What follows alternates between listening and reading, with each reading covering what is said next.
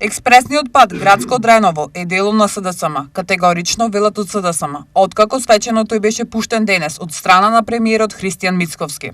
Овој проект, вреден над 37 милиони евра, е дел од посветената работа на Социјалдемократскиот сојуз на Македонија во развојот на патната инфраструктура и подобрување на животот на граѓаните од овој крај. Владата на Социјалдемократскиот сојуз на Македонија обезбеди средства и го реализира проектот со над 95%. Ги заврши трите клучки кај Градско, Росоман и Дреново, 4 виадукти, сите мостови над патници и подпатници, како и 98% од поставениот асфалт. Актуелната власт само постави 50 метри асфалт и денеска го пушта во употреба.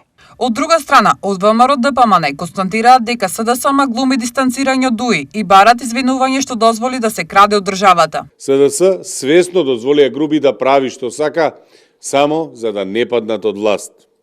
Обидите сега да се дистанцираат од ДУИ се бледи и неискрени.